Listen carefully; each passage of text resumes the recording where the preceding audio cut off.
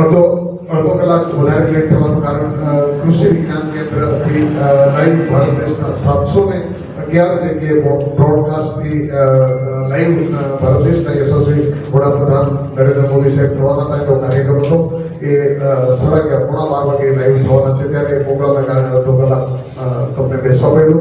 મારા તમામ વેપારી મિત્રો અહીં ઉપસ્થિત રહ્યા તે બદલ આપ સૌને હું કપરાડા વિધાનસભાના ધારાસભ્ય આપ સૌનો ધન્યવાદ માનું છું અને આભાર પણ માનું છું કે આપ તમે અહીં ઉપસ્થિત રહ્યા છો. તમામ કાર્યકર્તા ખાસ કરીને આપણા આ જીએસટીના અનુસંધાનમાં આજના કાર્યક્રમના વક્તા તરીકે આપણા વલસાડ જિલ્લાના મહામંત્રી અને ભારતીય જનતા પાર્ટીના સદિષ્ટ કાર્યકર કે જેમનો ઇતિહાસ ભારતીય જનતા પાર્ટીમાં કોઈ હતું નહીં એ દિવસે જવાહરભાઈ દેસાઈ. આમ તો સહિત કોણ ન ઓળખે પણ ઓળખાણ લાંબી એટલે આપો કે જવાહર દેસાઈ જંકશન વખતે એટલે કે 1960ના દાયકાની અંદર કામ કરતા એમના પરિવારમાંથી આદરણીય શિલ્પેશભાઈ આવે છે. આદરણીયભાઈ શિલ્પેશભાઈ, અમારા સંગઠનના પ્રમુખભાઈ જીતેશભાઈ, આપણા તાલુકા આપણા મંડળના પ્રમુખભાઈ વિપુલભાઈ ઠોયા, આપણા પાર્ટી મંડળના પ્રમુખ આદરણીયભાઈ પુનિતભાઈ, આપણા જિલ્લા પંચાયત કારોબારી અધ્યક્ષ ભાઈ નિતેશભાઈ ઉપસ્થિત, શિક્ષણ સમિતિના ચેરમેન અને જિલ્લા પંચાયત સભ્યભાઈ કેતનભાઈ, આપણા ગોયમાં જિલ્લા પંચાયત પ્રિન્સિપાલ અને જિલ્લા પંચાયતના સભ્યો આદરણીયભાઈ શૈલેષભાઈ, એપીએમસીના ચેરમેન અને નાણાપુરાના સરપંચભાઈ મુકેશભાઈ, આપણી કારોબારી અધ્યક્ષ સરોજનબેન, મહિલા મોરચાના પ્રમુખબેન દક્ષાબેન, ઉપસ્થિત તમામ મહામંત્રીશ્રીઓ, કાર્યકર્તાને વેપારી મિત્રો, ખાસ કરીને તો રાજકીય વાત જીએસટી પ્રથમ માટે તમને વિશેષ, કારણ કે એનું માર્ગદર્શન આપવા માટે પોતે વેપારી હોય અને પોતે વેપાર કરતો હોય, ભલે પોલિટિક્સમાં હોય પણ વેપાર પણ કરતો હોય એને નોલેજ હોય કે ભાઈ જીએસટીમાં જીએસટીથી શું બેનિફિટ છે અને જીએસટી આવવાથી અને જીએસટીમાં સુધારો એટલા પ્રજાને, વેપારીને પણ ફાયદો છે, પ્રજાને પણ ફાયદો છે. એટલે કે હંમેશા જીએસટીની શરૂઆત જ્યારે થઈ ત્યારે લોકો વિચાર કરતા કે જીએસટીની ઝંઝટમાંથી આ કોણ નીકળશે એવી બધી ઝાઝી બધી ચર્ચા હતી. પણ ધીમે કારણ કે આપણા એકાઉન્ટર જે નામું લખતા હોય એમને પણ ખ્યાલ આવે, ચાર્ટર્ડ એકાઉન્ટર, જીએસટી ભરવાળા, આપણા કન્સલ્ટિંગ, એટલે બધાને જ્યારે એનો એક્સપિરિયન્સ ધીમે થવા લાગ્યો ત્યાર પછી કારણ કે જીએસટી એટલે સરકારની રેવન્યુ છે, સરકારની રેવન્યુ એટલે પ્રજાની રેવન્યુ એટલે પ્રજાના માટે જે કંઈ આજે દેશનું સર્વાંગી વિકાસ થાય એ જીએસટી અને સરકારની રેવન્યુમાંથી થતું હોય છે. ત્યારે જીએસટીમાંથી જે સ્લેબ હતા એને લગભગ 1617માં જ્યારે દાખલ ત્યારબાદ અત્યારે એને એના સ્લેબ 28%થી 18% કર્યા. હજુ પણ જેમ દેશની ઇકોનોમી, દેશનો ગ્રોથ વધશે એ પ્રમાણે જીએસટીમાં હજુ પણ ભવિષ્યમાં પાછો પણ સુધારો થઈ શકે. પણ અત્યારે જે 28માંથી જેમ સામાન્ય રીતે અમુક બાબત એવી છે કે જે ખરેખર એના પર જીએસટી ન જોઈએ, એ જીએસટીની કાઉન્સિલ થાય અને જીએસટીની કાઉન્સિલમાં દરેક પાર્ટીના, એમાં એવું નથી કે ખાલી ભાજપ જ રહે, દરેક પાર્ટીના નાણામંત્રી યા તો મુખ્યમંત્રી, નાણામંત્રી અને નાણામંત્રીના હોય તો મુખ્યમંત્રી આવે અને એની દેશ લેવલે એની જીએસટીની મિટિંગ થાય અને સર્વાનુમતે નક્કી કરે કે ભાઈ આના પર આટલું રાખવું. તો જેને વાંધા સૂચન હોય એ વાંધા સૂચન રજૂ કરશે. કારણ કે કનુભાઈ સાથે ઘણીવાર રેગ્યુલર છે એટલે જીએસટી બાબતની ચર્ચા અમે કાંઈ કરતા રહે, ઓફિસમાં જઈએ ત્યારે પણ ચર્ચા કરીએ કે ભાઈ જીએસટીની કાઉન્સિલમાં જવાનું. તો કાઉન્સિલમાં આખા દેશના દરેક રાજ્યના નાણામંત્રીઓ આપણે દરેક બાબતની એક બાબતની ચર્ચા કરે. ભલે વિરોધ પક્ષ આજે એમ કે આના પર જીએસટી આવું છે, પણ એ લોકો જાતે વિરોધ કરતા કે આમાં આટલું નહીં પણ આમાં આટલું હોવું જોઈએ, જીએસટી 5%, 10%, જે પ્રમાણે આખા દેશનો સ્લેબ એક સરખો હોવાના કારણે કોઈ પણ જગ્યાએ આપણે વસ્તુ ખરીદીએ તો એના પર જીએસટી એક સરખી રાખતી હોય છે. ત્યારે જીએસટીના કારણે સમગ્ર દેશ આજે ધીમે ધીમે જેમ કહ્યું ને કે જે 150 વર્ષ અંગ્રેજોએ રાજ કર્યું, 150 વર્ષ અંગ્રેજોએ રાજ કર્યું, એ અંગ્રેજ આજે ઇકોનોમીમાં 10મા સ્થાને રહી ગયા. આપણે 4 પર આવી ગયા. આપણે 2047 સુધીમાં ભારત દેશના વડાપ્રધાનનું કેવું છે કે દેશ 100 વર્ષ આઝાદીના 100 વર્ષ ભોગવશે ત્યારે શક્તિશાળી દેશ, આપણા આખા દુનિયાનો શક્તિશાળી દેશ ભારત દેશ બનશે. પણ ત્યારે જેમ હું તમને એક નાનકડો એક દાખલો આપું, આજે ચાઇના છે, ચાઇના એટલે આગળ છે કે ત્યાંની પ્રજા કામનો જો સમય છે, કામના સમયમાં કોઈ પણ જરા પણ 500 ને આટલા વાગે કામ પર જવાનું, કામ કરવાનું, અને કોઈ પણ એમની જે વસ્તુ છે, ચાઇનાની વસ્તુ બધી જ ખરાબ છે એવું નથી કહેતો. અમુક વસ્તુ ફર્સ્ટ, સેકન્ડ ને થર્ડ ક્વોલિટી, એ લોકોની ક્વોલિટી વાઇઝ કે ક્વોન્ટિટી વાઇઝ, ક્વોલિટી અને ક્વોન્ટિટી, તો એ ત્યાંના નાગરિકો જે રીતે કામ કરે એ જ પ્રમાણે આપણા ભારત દેશના નાગરિકો પણ ધીરે ધીરે કામ કરતા હશે. જેમ કોઈ પણ કંપની લેબર કોસ્ટ ઓટોમેટિકલી વસ્તુ ઘટી જાય. જેમ અમારા સૌરાષ્ટ્રવાળા છે, રાજકોટની અંદર, આ તો રાજકોટમાં કદાચ પેલું પરમિશનની આપણું વાગે હેલિકોપ્ટર બી બનાવી કાઢે રાજકોટવાળા. એટલે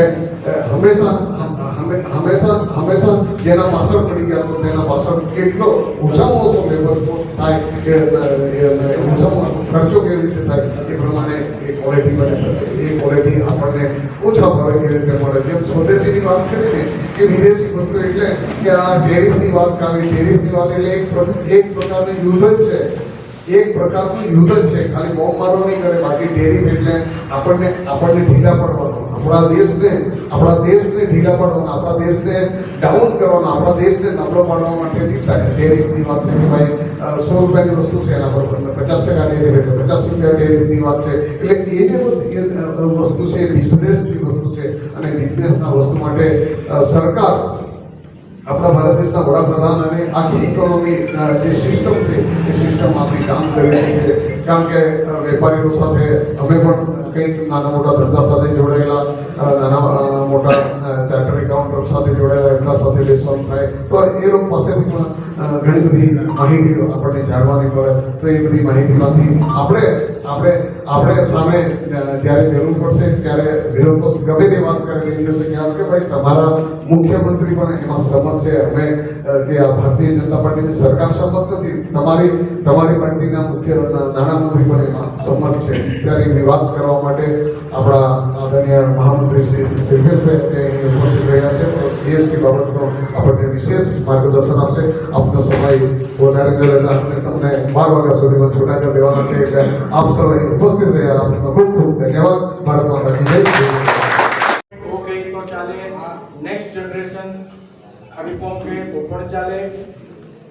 આ એક કોઈ સામાન્ય નીતિગત નિર્ણય નથી. આ આપણા દેશમાં એક નવા યુગની શરૂઆત છે. જીતુભાઈ વાત કરી તેમ કે દેશમાં આપણો દેશ જ્યારે આગળ વધી રહ્યો છે તો દુનિયાના ઘણા બધા દેશો આપણને પાછળ પાડવાના પ્રયાસ કરી રહ્યા છે. પણ આપણા દેશે જો આગળ વધવું હશે તો સૌથી પહેલા આર્થિક રીતે આપણો દેશ મજબૂત બને. તો આ આર્થિક રીતે મજબૂત થવા માટે આ બધા નીતિગત જે નિયમો જે ને જેમાં બદલાવ લાવવામાં આવ્યો છે એનાથી આપણી જે આર્થિક વ્યવસ્થા છે એમાં ખૂબ સુધારો થવાનો છે. આપણે 12% સ્લેબમાં આગળ જે આવતી હતી વસ્તુઓ એમાં 99% વસ્તુઓનો દર આપણે ઓછો કર્યો છે. 28% માં આવતી 90% થી વધારે વસ્તુઓનો દર આપણે ઓછો કર્યો છે. મિત્રો આના કારણે ખૂબ એક આપણી આર્થિક જે વ્યવસ્થા છે એમાં ખૂબ મોટો ફરક પડવાનો છે. લગભગ 2 લાખ કરોડનું જે ચલણ છે એ આપણી અર્થવ્યવસ્થામાં આવવાનું છે, વધી જવાનું છે. કારણ કે આનાથી જે પૈસા બચશે, આનાથી જે રૂપિયા બચશે, તો જેટલા રૂપિયા વધુ બચશે એટલો આપણે લોકોને આપણે ખર્ચ વધારે કરશું. આપણી અર્થવ્યવસ્થામાં 2 લાખ કરોડ સુધીની આપણો રૂપિયામાં ચલણમાં આવવાના છે. બીજી જો વાત કરું, આમાં મુખ્ય હેતુ શું હતો? પાર્ટીનો સરકારનો મુખ્ય હેતુ શું હતો? મુખ્ય હેતુ એ હતો કે જે સામાન્ય લોકોના ખિસ્સા પર ટેક્સનો બોજો ઓછો થાય. આ મુખ્ય વિષય છે આપણો. મુખ્ય હેતુ છે કે ભાઈ મધ્યમ વર્ગને લઈ લો, આપણે ગરીબ વર્ગને લઈ લો, આ બધાના ખિસ્સા પર બોજો ઓછો થાય એના માટે આ નિર્ણય લેવો ખૂબ જરૂરી હતો. આ વિષય તમારા સમક્ષ મારે એટલા માટે મૂકવા માટે પાર્ટી મોકલાવ્યો છે. કોંગ્રેસ વાળા હંમેશા કોઈ પણ આપણે વાત કરીએ તો દુષ્પ્રચાર કરે છે અને ઊંધી તરફ વાત લઈ જાય છે. તો તમારે બધાએ આજે હું જે વાતો તમારા સમક્ષ મૂકવાનો છું, આ વાતો તમારે નીચે સુધી, સામાન્ય લોકો સુધી, સામાન્ય વેપારી સુધી આપણે આ વિષયને આપણે લઈ જવાનો છે. આપણે સૌ જાણીએ છીએ કે જે ટેક્સ જે આપણે ભરતા હતા, તો ભારતીય જનતા પાર્ટી નીચે સરકાર આવી ત્યાર પછી ટેક્સનો જે સ્લેબ છે એમાં પણ ઘણો આપણે બધો સુધારો લાવ્યા છે. 12 લાખ સુધીની કોઈની પણ આવક હોય એને ટેક્સ ભરવાનો, એનો ઝીરો ટેક્સ છે. અને ત્યારબાદ એના કારણે જે આપણી બચત થાય, તો એ જેટલી બચત થશે એટલું જ આપણા ખિસ્સાને હલકું થશે. અને જે ગરીબ વર્ગ છે, આપણે છેલ્લા 10 વર્ષની જો વાત કરીએ તો ગરીબી રેખામાંથી આપણી સરકાર 25 કરોડ લોકોને ગરીબી રેખાથી ઉપર આપણી સરકાર લાવી છે. આના માટે સીધો જો જવાબદાર માનીએ તો આપણી સરકારની નીતિઓ છે. ખેડૂતોની ઇન્કમ આપણે કઈ રીતના વધારીએ, આપણે જે કામો કરીએ છીએ, આપણે જે લોકોના કામો કરીએ છીએ, જેના કારણે જે નીતિઓ છે એના કારણે જે ધંધા વેપાર પર અસર પડે છે, તો આ જે રોલિંગ થાય છે પૈસાનો, એના કારણે આપણો ટેક્સ પણ વધારે આવે છે. ટેક્સ વધારે આવે તો જેટલા ટેક્સ વધારે આવે તો એટલા આપણે લોક ઉપયોગીના કામ પણ થાય વધારે. હવે જો વાત કરું એનાથી સીધો જે આપણને ફાયદો થયો છે, તો જે આવશ્યક વસ્તુઓ છે, જે ખૂબ આવશ્યક વસ્તુઓ છે એના પર ટેક્સ 0 થી 5% માં બધી આવશ્યક વસ્તુઓને આપણે આવરી લેવામાં આવી છે. અને જે સામાન્ય જે આપણે આવશ્યક વસ્તુઓ છે, જે અતિ આવશ્યક 0 થી 5% અને જે સામાન્ય રીતે આવશ્યક વસ્તુઓ છે એ લગભગ 5% ના સ્લેબમાં બધી જ વસ્તુઓ આપણે લઈ લેવામાં આવી છે. આના કારણે મિત્રો આપણને બધા જ વર્ગોને ખૂબ ફાયદો થવાનો છે. અને સીધો જો ફાયદો આપણને થાય તો આપણી જે સંરક્ષણ ઇન્ડસ્ટ્રી છે, આના કારણે જે આપણા દેશનું સંરક્ષણ છે, અત્યારે જ આપણે જોયું કે પાકિસ્તાન સાથે જે આપણે ઓપરેશન સિંદૂર કર્યું, તો વધુમાં વધુ વસ્તુઓ આપણા લોકલી બનેલી હતી. અને જે જીતેશભાઈ પણ વાત કરી તેમ કે આપણે બધા સ્વદેશી તરફ જઈ રહ્યા છે. સ્વદેશી તરફ ક્યારે લોકલ ક્યારે સક્સેસ થાય, તો આપણી ખર્ચ કરવાની જે ક્ષમતા વધુ થાય, તો જેટલી ખર્ચ કરવાની ક્ષમતા વધે એટલું ઉત્પાદન આપણે અહીંયા લોકલી વધારે કરવું પડે અને એટલી આપણી અર્થવ્યવસ્થા મજબૂત થાય.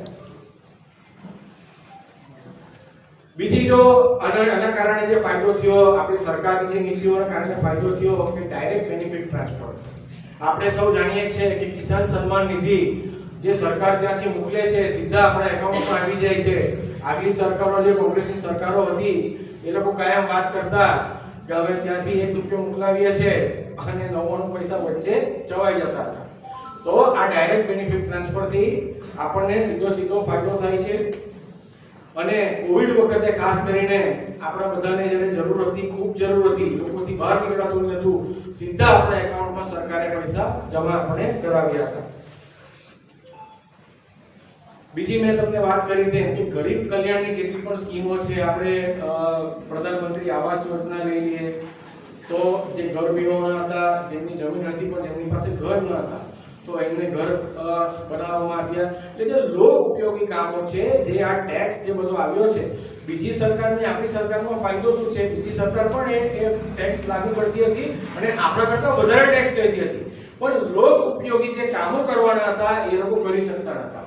કપરાડા વિધાનસભાની જો ખાસ કરીને વાત કરું, જીતુભાઈ જ્યારે ભારતીય જનતા પાર્ટીમાં આવ્યા, આપણો ઉમેદવાર બન્યા, ત્યારથી અત્યાર સુધીની જો વાત કરું તો ખાલી રોડની વાત કરું છું તો કમસે કમ અત્યારે મને જીતુભાઈ કીધું, હું એવું માનતો હતો કે 300 કરોડથી વધારેના રોડ આપણા વિસ્તારમાં બન્યા છે, કપરાડા વિધાનસભામાં બન્યા છે. પણ જીતુભાઈ એમ કહે છે કે 300 ની આગળ 500 કરોડના કામ કર્યા. એકાદ બે મુખ્ય રોડ છે, નેશનલ રોડ છે, એમાં ઇશ્યુ છે, પણ મને ચોક્કસ ખાતરી છે એ પણ થોડા ટૂંક જ સમયમાં એ રોડ પર બધા આપણા બની જવાના છે. એટલે મિત્રો ખાસ મારે તમને ખાસ વિનંતી છે, જે ટેક્સની આ લોકો વાત કરે છે, જે કોંગ્રેસ વાળા વાત કરે છે, ત્યારે તો રોડ હતા જ નહીં મિત્રો. આટલા બધા રોડ હતા જ નહીં. જે ઇન્ટરનલ કનેક્ટિવિટી જે ભારતીય જનતા પાર્ટીની સરકારે આપી છે અને જીતુભાઈ જ્યારે ભારતીય જનતા પાર્ટીમાં આવ્યા છે ત્યાર પછી આટલા બધા કરોડોના કામ જે લોકોના માટે કર્યા છે, જે લોકહિત માટે કર્યા છે, તો એ આપણે બધા જે ટેક્સ ભરીએ છીએ, આપણે જે જીએસટી માં જે આપણે ટેક્સ જાય છે, આપણે ઇન્કમ ટેક્સ જાય છે, તો એના કારણે આપણે આ બધા રોડો ને બધા લોક ઉપયોગી કામો થાય છે. મિત્રો એક એક્ઝામ્પલ આપું તમને કે માની લો કે ઓછો ટેક્સ થયો છે, તો જે ટેક્સ ઓછો થયો છે એના કારણે આપણા ખિસ્સામાં પૈસા બચવાના છે. તો જેટલા પૈસા વધારે બચશે એટલું આપણે ખર્ચ વધારે કરશું. જેટલો ખર્ચ આપણે વધારે કરશું એટલે એટલા ઉત્પાદનની જરૂર પડવાની છે. એટલે જેટલા ઉત્પાદનની વધારે જરૂર પડશે એટલી ફેક્ટરીઓમાં કામ વધવાનું છે. જેટલું ફેક્ટરીઓમાં કામ વધવાનું છે એટલી નોકરીઓ વધવાની છે. જેટલી નોકરીઓ વધશે એટલું આપણો ટેક્સ વધારે આવવાનો છે. જેની હાઈ પગારની નોકરી છે, જે વધુ પગારની નોકરી છે, તો એ નોકરીઓ જેટલી વધુ થશે એટલો પાછો ટેક્સ વધશે. પાછો જેટલો ટેક્સ સરકાર કલેક્ટ કરશે તો એટલું વધુ ને વધુ કામ લોકોના થશે. મિત્રો આ એક સાયકલ છે. આ રીતના કરતા જીતુભાઈ વાત કરી તેમ કે જે ચાઇના જે રીતના આગળ વધ્યું છે એના કરતા પણ વધારે આપણે આગળ વધવાનું છે. અને નરેન્દ્રભાઈ મોદી સાહેબનું જે વિઝન છે 2047 સુધી આપણે સંપૂર્ણ રીતે વિકસિત થવું છે. તો કઈ રીતના થશે મિત્રો? આ રીતના થશે. આપણી અર્થવ્યવસ્થા મજબૂત થશે, તો આપણું સંરક્ષણ હજી મજબૂત થશે. આજુબાજુના દેશો, દુનિયાના દેશો જે આપણા પર એટેક કરે છે, જીતુભાઈ વાત કરી તેમ કે સીધો આર્મી કે એનાથી એટેક ના કહેવાય. આપણા અર્થવ્યવસ્થા પર જે એટેક કરે છે એ પણ એક યુદ્ધ જ કહેવાય છે. તો આ જે આપણે એ યુદ્ધ આપણે જો કાઢવું હોય તો આપણે મજબૂત થવું પડે. આજે ગામમાં તમારો કોઈ એક મજબૂત વ્યક્તિ નીકળ્યો હોય તો કોઈ માણસ એની સાથે મગજમારી કરવા પહેલા બે વખત વિચાર કરે કે જવા દે, એની સાથે આપણે પંગો નથી લેવો, ચાલો મજબૂત છે. અને કોઈ સામાન્ય સિંગલ બોડી વાળો નીકળે ને જરાક બીજો ટચ થઈ જાય તો આપણે એને ધક્કો મારી મૂકીએ કે ભાઈ આમાં કઈ દમ નથી અને આપણે ધક્કો મારી શકીએ છીએ. તો એ રીતના આપણી અર્થવ્યવસ્થાને આપણે મજબૂત કરવાની છે. એ રીતના દુનિયામાં કોઈ આપણા પર આંગળી નહીં ઉચકી શકે એટલા આપણે મજબૂત થવાનું છે. તો એ મજબૂત થવામાં આ જે જીએસટી રિફોર્મ 2.0 લાગ્યા છે એ ખૂબ મદદગાર સાબિત થવાનું છે. અને આવનારા સમયમાં આપણે સૌ જોવાના છે, આપણે સૌ સાક્ષી થવાના છે, આપણે એમાં ભાગ લેવાના છે આપણા ભારતને મજબૂત કરવા માટે. એટલે આ જે પ્રભાવ આપણા તલમાં થવાનો છે એ ખૂબ મજબૂતાઈથી આજે નેક્સ્ટ રિફોર્મ જે 2.0 આવ્યા છે એ ખૂબ આપણને કામ આવવાનો છે. 5% ની અંદરની જો વાત કરીએ આપણે તો વધુમાં વધુ કરિયાણાની જે આઈટમો છે, જે કરિયાણાને ત્યાંથી આપણે વસ્તુ ખરીદીએ છીએ, જે ઘરે ખાવા માટે ને એ બધા માટે જે વસ્તુ ખરીદીએ છીએ, એ બધી વસ્તુઓ 5% થી નીચેના દરમાં આવી ગઈ છે.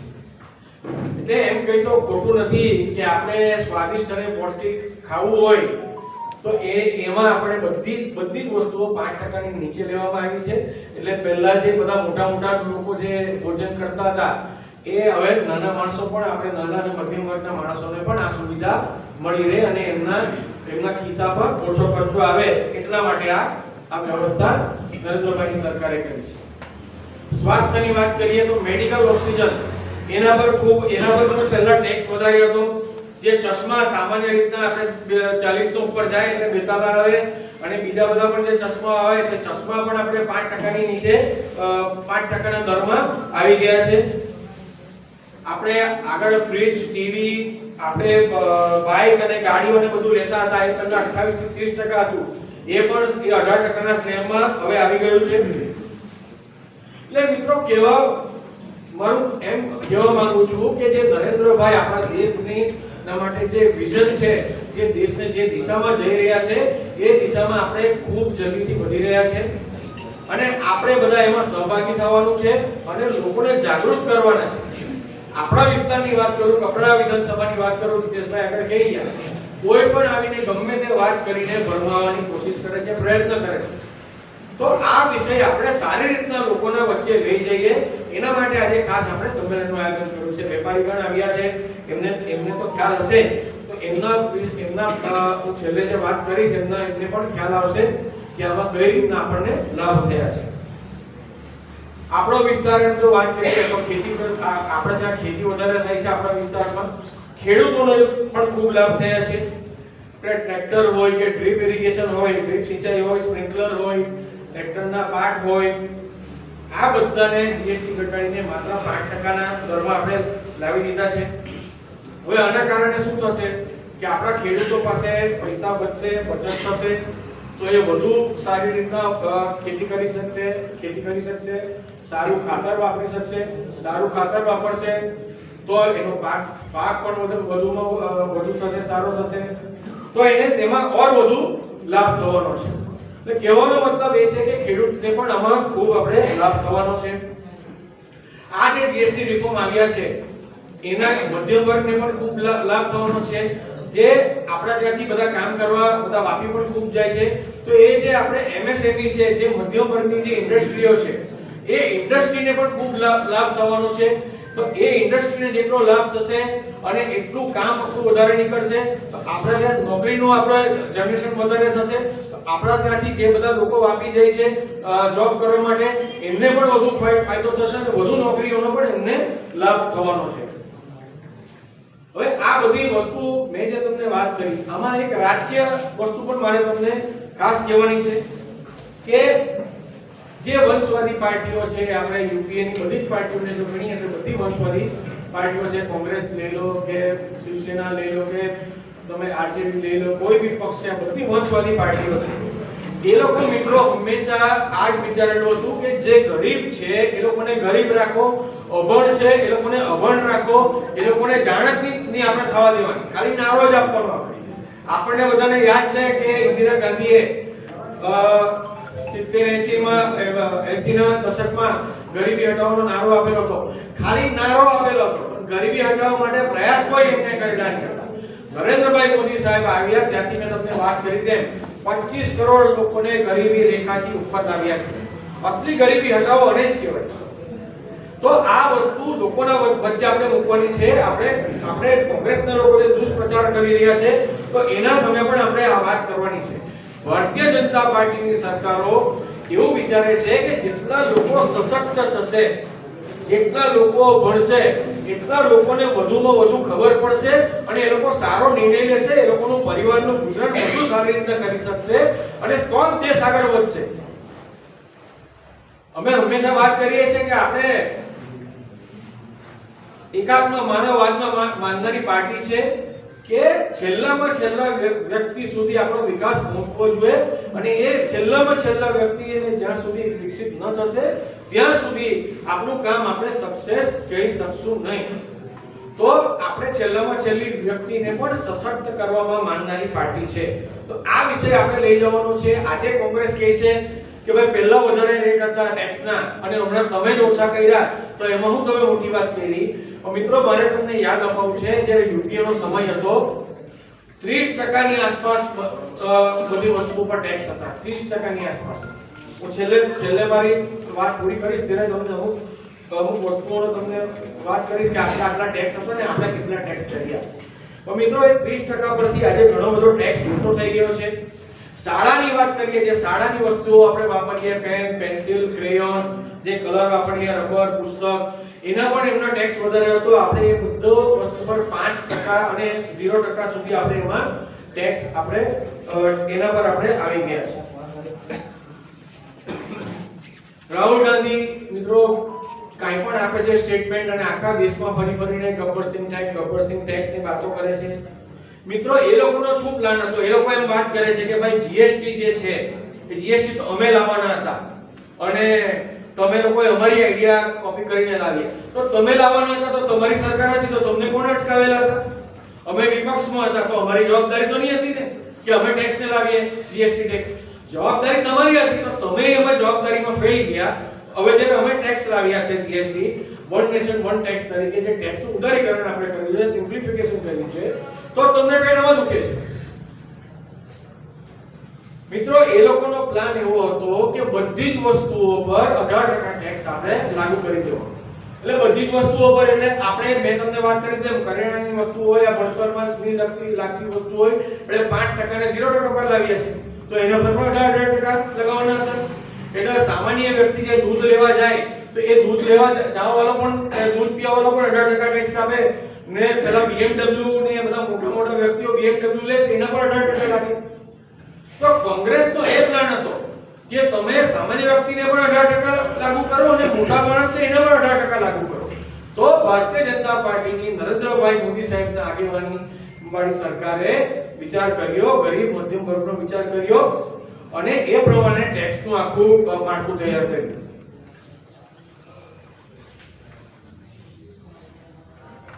મિત્રો મેં આગળ પણ તમને વાત કરી જે આવશ્યક વસ્તુઓ છે એમાં 0 થી 5% એકદમ અતિ આવશ્યક વસ્તુઓ પર અને જે લક્ઝરી વસ્તુઓ છે એમાં જ આપણે ટેક્સ વધારે રાખ્યો છે. બીજી બધી વસ્તુ પર લગભગ આપણે ટેક્સ ઓછો કર્યો છે. મિત્રો એ લોકો વિપક્ષમાં છે, કોંગ્રેસ અને યુપીએ ને જેટલા સાથી બધા છે એ લોકો વિપક્ષમાં છે. આપણે સમજી શકીએ કે એ લોકોએ વિરોધ કરવાનો હોય પણ પોઝિટિવ વિરોધ કરો, કોઈ સારા તમે વાત કરો તો આપણે માનીએ તો એને લાગુ પડીએ. જીતુભાઈ વાત કરી તેમ આ જેટલા પણ નિર્ણયો થયા છે જીએસટી કાઉન્સિલમાં થયા છે અને એમાં ભારતીય જનતા પાર્ટીના જ મુખ્યમંત્રીઓ નહીં પણ જેટલી કોંગ્રેસ દેશમાં સરકારો છે એના બધા જ એમાં મુખ્યમંત્રી અથવા નાણામંત્રી એ બેઠકોમાં આવતા હતા અને એક સાથે મળીને એક રાગીતાથી આ નિર્ણય લેવામાં આવ્યો જે આ જીએસટી નો જે નિર્ણય લીધો છે. તો મિત્રો જ્યારે એ લોકો વાત કરે જીતુભાઈ વાત કરી તેમ આ નિર્ણય ખાલી ભારતીય જનતા પાર્ટીને ની સરકારે નથી લીધો. નરેન્દ્રભાઈ આ વસ્તુમાં માને છે કે ભલે કોંગ્રેસની સરકાર છે, ભલે બીજા રાજ્યોમાં કોંગ્રેસની સરકાર છે, એમને પણ આપણે સાથે રહીને ચાલવું જોઈએ કારણ કે એમને પણ એ જે સરકાર બની છે તો એ ત્યાંના રાજ્યના લોકોએ એમને નામ મૂકેલા છે. તે રાજ્યના લોકોની વાત કરે છે. કોંગ્રેસનો સમય આપણને યાદ છે જ્યારે એ લોકોને કોઈ સરકાર ગમતી નહીં હતી, રાજ્યની સરકાર ગમતી નહીં હતી, એ સરકારને એ લોકો બરખાસ્ત કરી દેતા હતા. મિત્રો નરેન્દ્રભાઈ મોદી સાહેબનો રેકોર્ડ છે આ એક પણ કોઈ સરકારને આપણે ટર્મ નથી કરી, કોઈને આપણે હલાવી નથી, બલકે એ લોકોને સાથે બેસાડીને જીએસટી કાઉન્સિલમાં આ બધા જે નીતિગત નિર્ણયો છે આખા દેશ હિતમાં નિર્ણયો લીધા છે. એટલે આ વસ્તુ પણ આપણે બધા લોકોની વચ્ચે લોકો સમક્ષ જઈને આપણે આ વાત કરવી જોઈએ કે આ નિર્ણયો લીધા છે એમાં બધાને સાથે રાખીને આપણે નિર્ણયો લીધા છે. એ લોકો જ્યારે જાય ત્યારે ગબ્બરસિંહ ટેક્સ ને બધા નામ આપતા હતા પણ હું તમને અમુક વસ્તુઓનો અહીંથી હું ખાલી વાંચી જઈશ કે ભાઈ કઈ વસ્તુને યુપીએ સરકારમાં કેટલો ટેક્સ હતો અને આપણે કેટલો ટેક્સ કર્યો અને હવે પાછો બીજી વખત કયો ટેક્સ કર્યો. સિમેન્ટની જો વાત કરીએ તો સિમેન્ટમાં 30% ટેક્સ કોંગ્રેસના સમયમાં હતો અને ખાલી 30% ટેક્સ જ નહીં પણ જાતના અલગ અલગ ટેક્સ હતા. એટલે માણસ જ્યારે ટેક્સ ફાઇલ કરે તે હેરાન થઈ જતો. સર્વિસ ટેક્સ, વેટ લાગીને જાતના ટેક્સ હતા એ લોકોને. તો એ 30% થતો હતો. એને પહેલી વખત જ્યારે 2017 માં આપણે જીએસટી લાવ્યા તો ત્યારે 28% કર્યા, 30 ને 28% કર્યા અને આખા આ દશકમાં ખાલી એમને એમ જ નહીં પણ અધ્યયન કર્યું છે આ દશકમાં કેટલો અસર પડે છે લોકોને, એની શું અસર થાય છે. તો એ 28% થી હવે આપણે એને 18% પર લાવ્યા. સિમેન્ટની વાત કરું તો બીજી પેન્ટની વાત કરું, યુપીએ માં 30% હતા, આપણે 28 પર લાવ્યા અને 28 પરથી હવે 18 પર લાવ્યા. હવે આ સિમેન્ટ, પેન્ટ છે આ બધી વસ્તુઓ આપણને રોજની લાગતી હોય તો આપણે ઘર બનાવતા હોય, ઘર જૂના થઈ ગયેલા હોય તો હવે આપણે પેન્ટની તો જરૂર પડે જ છે, બરાબર. ટીવી ની વાત કરીએ, આપણે ફૂટવેર, આપણે જે ફૂટવેર તો બધા જ પહેરે, ગરીબ હોય કે અમીર હોય, એમાં 18% હતા. 18% થી હવે આપણે એને 5% પર લાવી દીધા છે. ટીવી 30%, યુપીએ વખતે 30% હતું. આપણે પહેલી વખત જ્યારે બદલ્યું તો 30 થી 28 પર લાવેલા હતા અને 28 થી હવે 18 પર લાવ્યા છે. ફ્રીજ ની વાત કરીએ, ફ્રીજ પણ 30 થી 28 લાવ્યા અને 28 થી 18 પર લાવ્યા છે. આપણે વોશિંગ મશીન હતું એ પણ 30 હતા, 30 થી હવે એ 18% પર છે. આપણે કપડા ધોવાનું જે ડિટર્જન્ટ છે તે ડિટર્જન્ટ પણ કોંગ્રેસના યુપીએના સમયમાં 30% હતા. તો 30 થી 28% અને 28 થી 5% પર આપણે આવી ગયા છે.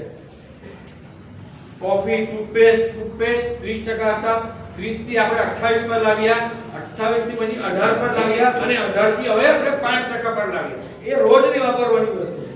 આ પાણી, આ મિનરલ વોટર છે એ 28% હતા, 28 થી આપણે 5 પર લાવ્યા છે. ખાતર યુરિયાની વાત કરું એ 12% હતા, 12 પરથી હવે 5% પર આપણે લાવી દીધા છે. પ્લાયવુડની વાત કરું, પ્લાયવુડ 30% હતા, 30 પરથી 18% પર આવી ગયા છે. તો મિત્રો કહેવાનો મતલબ એ છે કે કોંગ્રેસ જે વાતો કરે છે કે તમે ટેક્સ વધાર્યા અને તમે જ ઘટાડ્યા, પણ આ તમને મેં અત્યારે આ માહિતી આપી છે, આ માહિતી તમારે લોકો સમક્ષ લઈ જવાની છે, વેપારી સમક્ષ લઈ જવાની છે. તમારા વખતે 30% હતા, 30 થી હવે પહેલી વાર 28 કરેલા હતા, કોઈને 18 પણ કરેલા હતા, હવે 5 અને 18 અને 12 પર આવી ગયા. એટલે મિત્રો આ વાત તમારે નીચે સુધી સામાન્ય લોકો સુધી, ઘરે ઘરે સુધી લઈ જવાની છે. મારે બસ આ જ વાત મારે તમારી સમક્ષ મૂકવાની હતી અને એવી અપેક્ષા સાથે વિરમું છું કે આ વાત તમે નીચે લોકો સુધી લઈ જશો. વસ્તુ ભારત માતા કી જય.